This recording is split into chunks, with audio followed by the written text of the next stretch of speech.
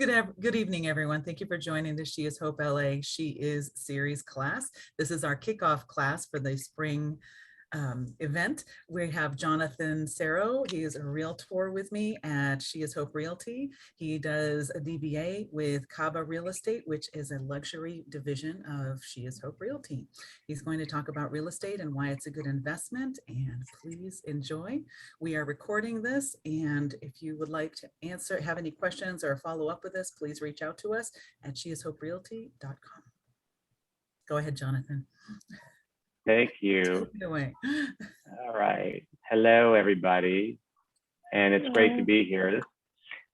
I don't think it's going to take this long, but you know, one of the things that Adisha mentioned earlier is in addition to, doing some of the residential stuff in real estate, I've been starting to talk to people who are looking at real estate as an investment. I was thinking, you don't have to just think of yourself as an investor to invest in real estate, and we all think of real estate as maybe, look, I'm going to buy a home, and,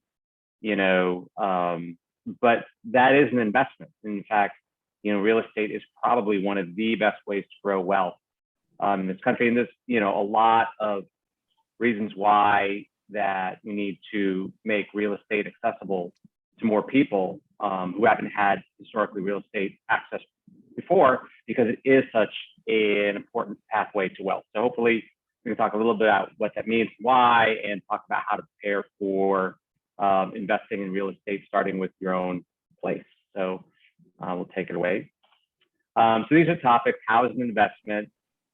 What kind of real estate investments there are? How do the economics of real estate work a little bit? How does passive income work a little bit? And we'll show you a little bit of those charts that we were talking about, Keisha. Some of the stuff to prepare for when you're thinking about buying real estate, and then time for Q&A. And that's a nice house that I put in that picture. It'd be nice to live there. Okay, so how is it an investment? Like, what makes real estate an investment? I'm really going to talk about residential over commercial. We'll get into that a little bit. But when you're thinking about value, first and foremost thing is homes. The value of a house is the thing that most people think of, right? But you also have a mortgage, and the mortgage actually offsets what you owe in the house. So let's say you buy a house for $500,000, and you borrow $400,000 to buy it. You have $100,000 worth of equity, and what happens over time is that not only are you paying down your mortgage to increase your equity in sort of a forced savings account, if you will, you're paying yourself literally. Housing prices go up over time, and even during downturns, and I'll get back to that in a minute.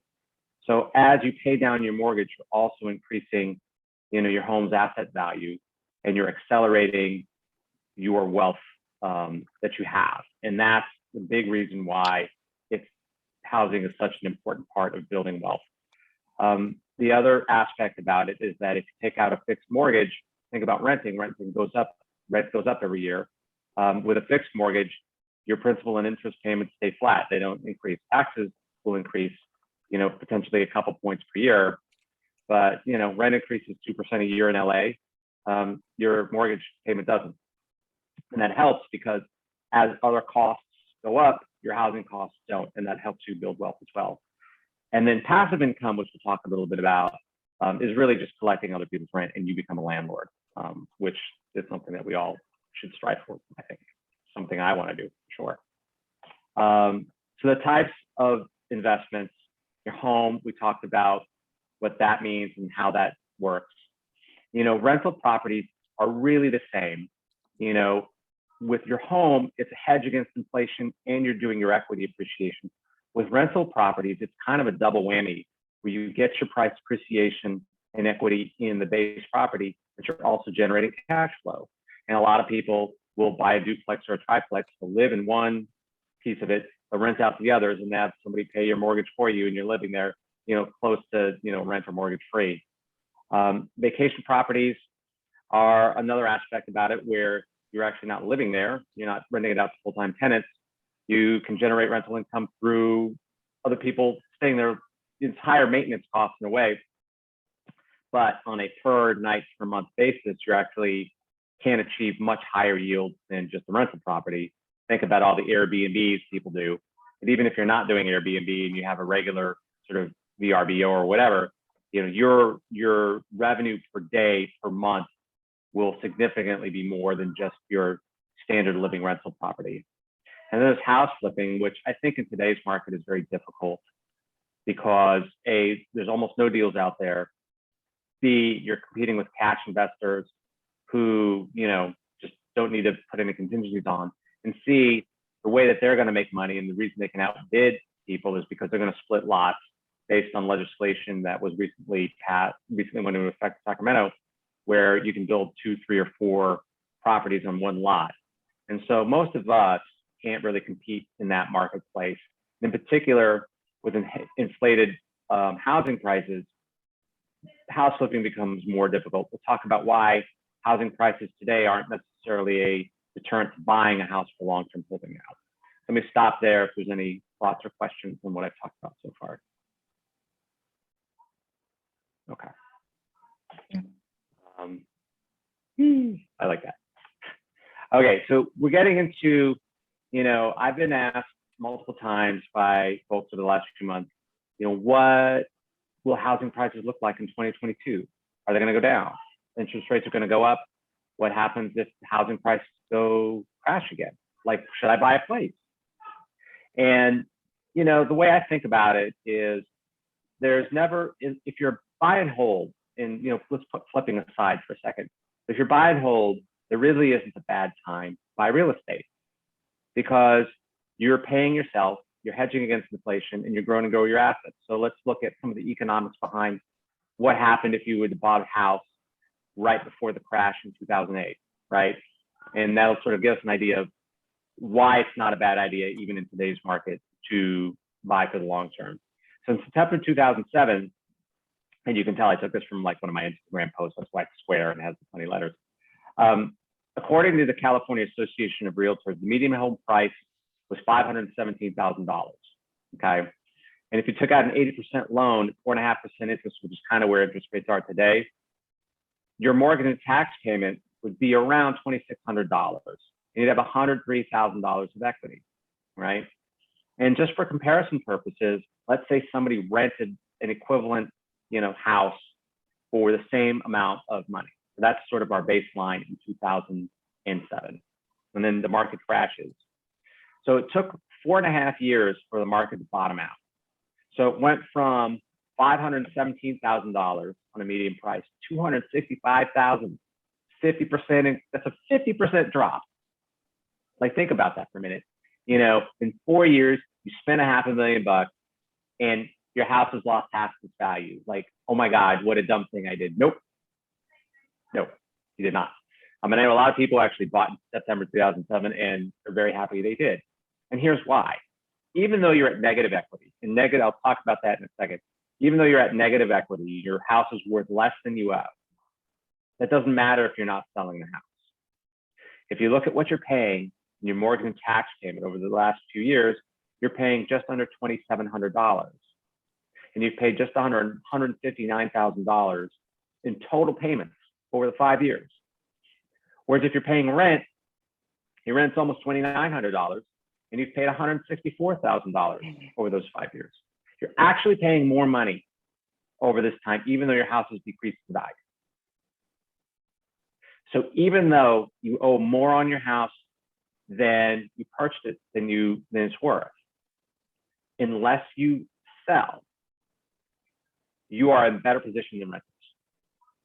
And this is why flipping becomes a little more dangerous when housing prices go up, because you never know when shorter term housing swings hit, right? But if you hang on to the house, and I will talk about, this is a fixed mortgage. You know, people in 2007 and 8 actually got into a lot of trouble, and many people who lost their homes had adjustable rate mortgages where they got pulled into these teaser rates, and then when interest rates went up, their housing payments went up. And that's really what put people in a bad spot. And that forces a sale, and that's when equity comes into play. So The idea of a fixed mortgage is really important in this particular context. And there are appropriate times for an adjustable rate mortgage, but there are risks to it as well. And that's where it comes into play. But if you're buy and hold with a fixed, 7 years later in 2019, your payments are you're almost the same. The only reason they've gone up is because you assume property tax goes up by 2% a year. So you're still at $2,700, just under $2,800 for your mortgage and tax payment. You paid $338,000, 531, right, over 5 years. Your rent payment on the same trajectory is almost $3,300 for inflation. And you've paid $424,000 over 12 years. And this is where it really means, this is how you build wealth. This is how you protect against inflation. And most importantly, if you see the little sunshiny happy arrow there, you've now, over time, because of price appreciation and you're paying down your mortgage, you've now have an asset that is net worth to you $240,000. So you've saved $40,000 in payments, and you've got $240,000 worth of equity. This is why it's never a bad time to buy and hold for a house. I'll stop there for any thoughts. Okay. And let's think about this for a minute, right? This is why we're having this conversation. So over the last 5 years, housing prices have gone up 54%, $540,000, $835,000, LA County. It's crazy, right? It's crazy. And look, I mean, it's hard to see them going back down in the near future just because there's very little inventory. But even if it does go back down, you've just seen why, if it's time for you to buy, it's time for you to buy. And, it's very difficult to time the market. Talk about passive income for a minute.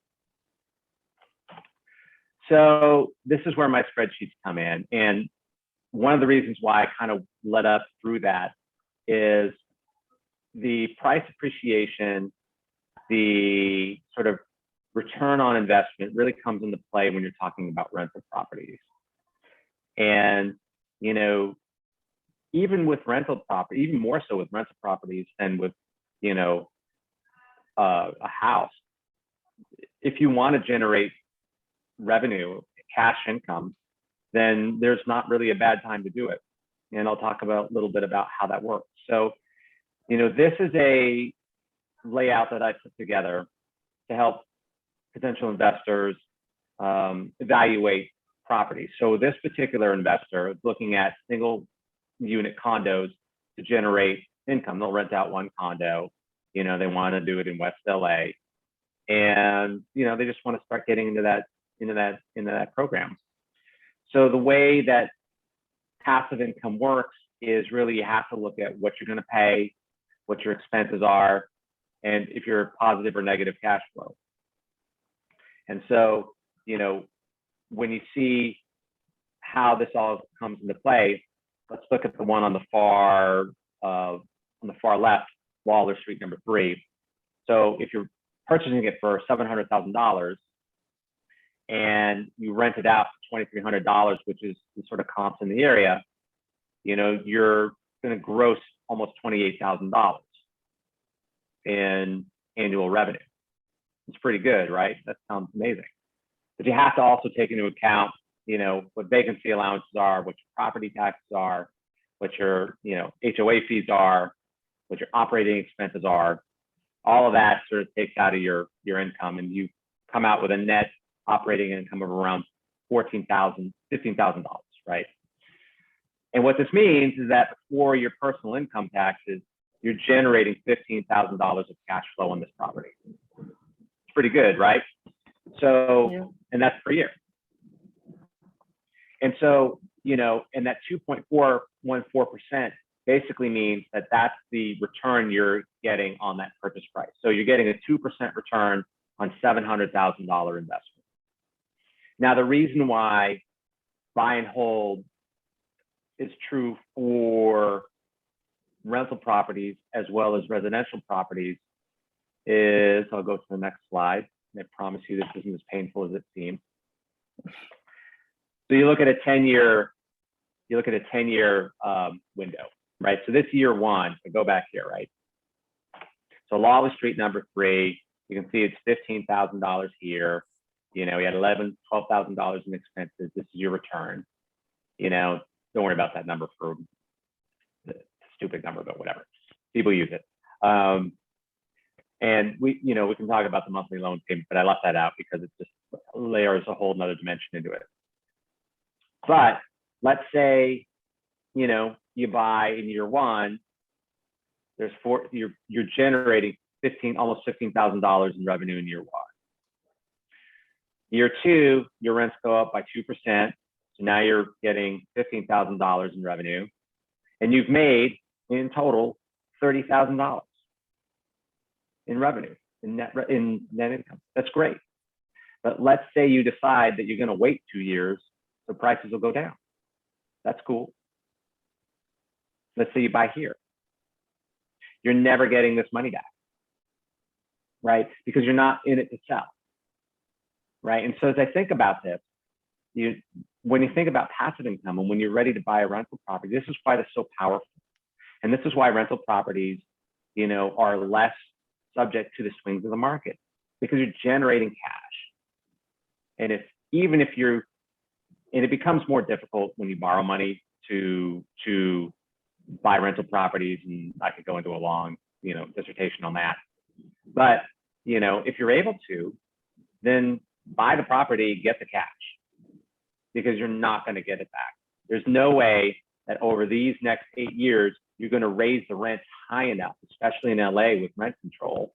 You know, and rent control is fine. It's not a reason you shouldn't buy, right? You can see even with rent control, you can make real money on it.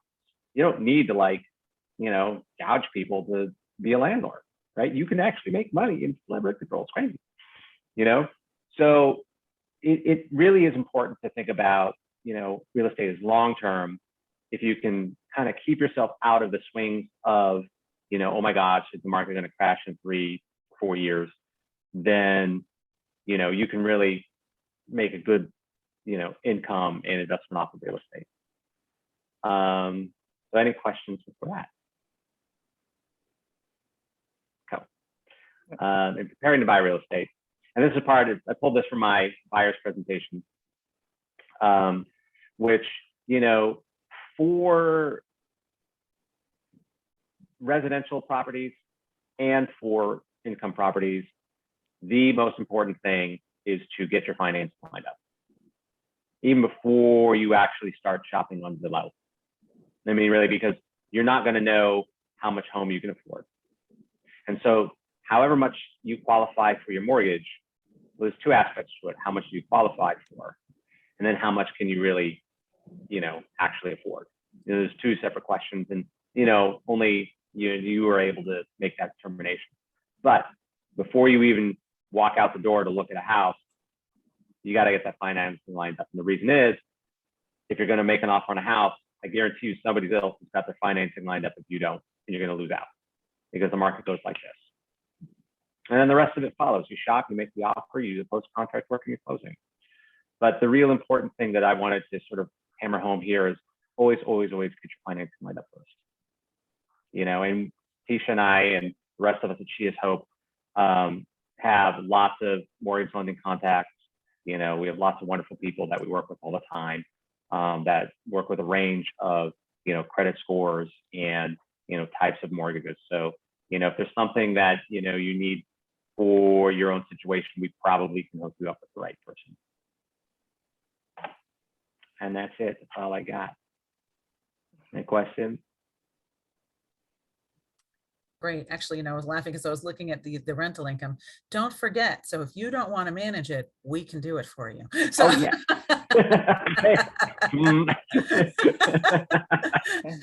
And it's minimal. It is minimal what we charge. And it gets the headache off of your, you know what I mean? We take care of vendors. If anything goes wrong, we make sure the rent is collected.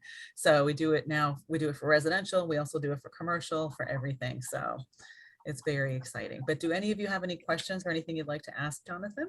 That was a great presentation, by the way. Yeah, Very I'm nice. curious as far as, yeah, thank you so much, Jonathan. That was amazing. And my question is the mortgage cap limits now, if they're looking for like an FHA loan for a person, you know what I mean? As far as like the minimums, have they gone up from, before I know it was like 500,000 or 600. Has it gone up recently with everything going on or no? Or has it become They, more strict? the mortgage limits have gone up. I can't remember what they are. Keisha, do you remember? I They're don't sort of recall like offhand. based on, they're kind of based on the average price of a home in a particular market. But they're pretty, if you Google it up, they're pretty easy to track down. But yes, I think they have gone up.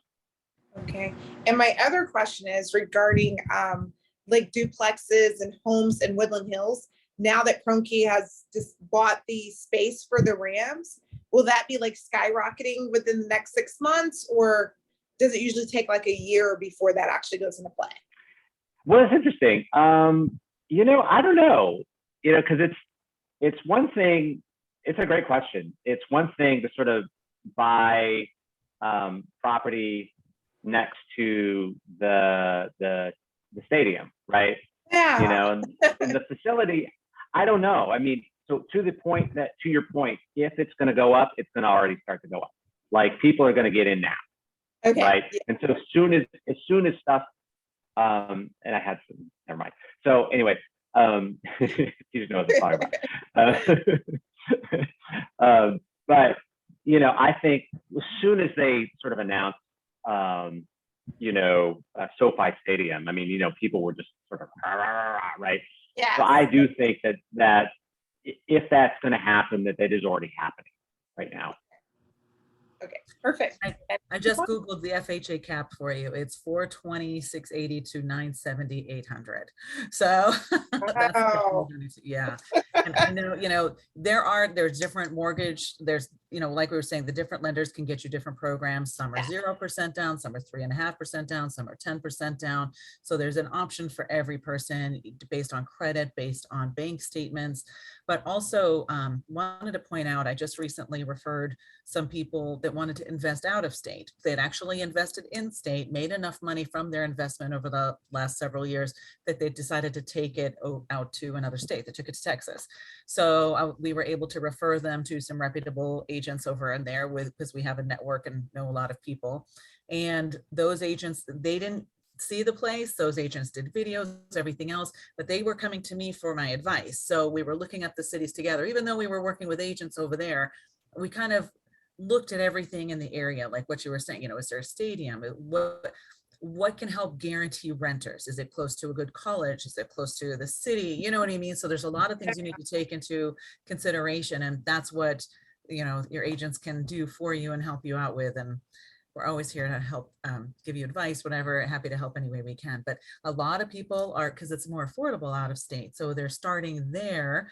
And then, like, I know someone else I've referred to Oklahoma, so they want to start there and then take it and buy something here for themselves. So it kind of depends on how much money you have, And I was thinking along those lines too, especially after hearing the presentation.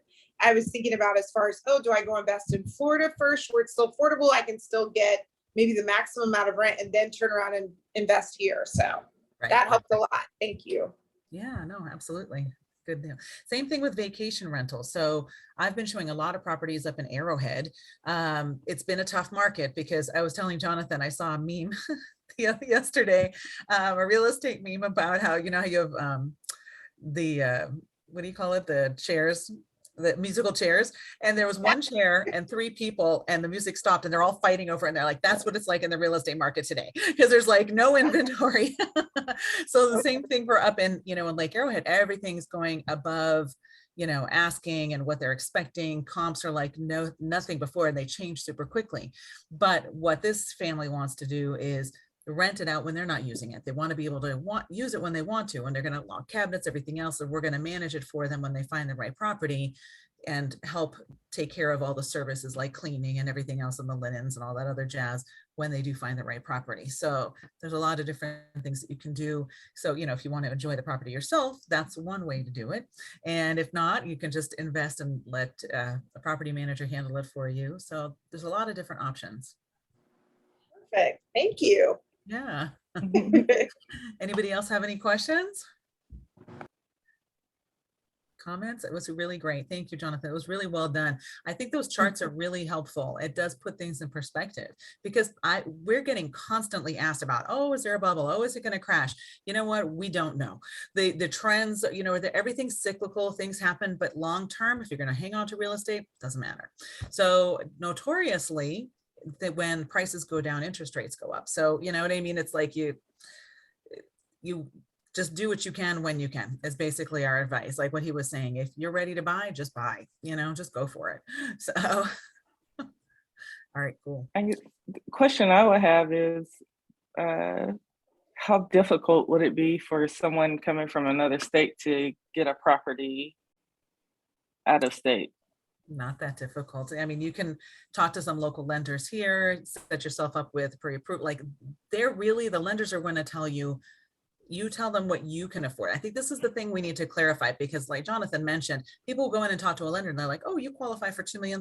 That's great. But when you really break down your expenses, you may not be able to afford $2 million, right? Yeah. You know what I mean? Right. So you need to make that clear with the lender and with the agent. You know, maybe the agent can kind of help guide, but the lender, the finance people, they handle all of that. We just, once we hear what you need, we can set up the auto search or help you find a property in that respect. But the lender will really break it down and they can tell you what the payment is going to be and what the interest rate is going to be, because we need all of that also for the offer, because we have to fill out interest rates and everything else when we're submitting offers.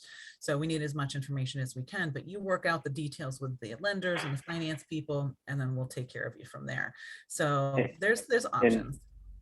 And you know, when we moved back here from New Jersey, you know, we had to do the same thing. We actually had to buy a place while we were still living in New Jersey, and Tisha actually helped us with that. And you know, that whole process, part of why I became a real estate agent with her, because of how amazing all that went down, among other things. But, you know, so, but yes, you can actually, you know, I did it, and it's much easier than you think if you've got the right team around you, for sure. Yeah, definitely. Facebook helped. I mean, FaceTime helped a lot with that. But these days, you know, we're working with photographers that do the 3D tour, like there's video tours, 3D tours. It's virtual tours. It's just so much easier now to really get a feel, and you can Google map the area and everything else, you know, so it's easier than you think to buy from another state for sure. And we'll hook you up. Don't worry. You know, we'll make sure you're taken care of. Thank you. All right. Thank you. Anybody else have any questions or comments? Thank you, Jonathan. That was amazing. Thank you all for joining us tonight. We really appreciate you joining and your participation. Have a great night, everybody. You as well. Thank you. you. Bye.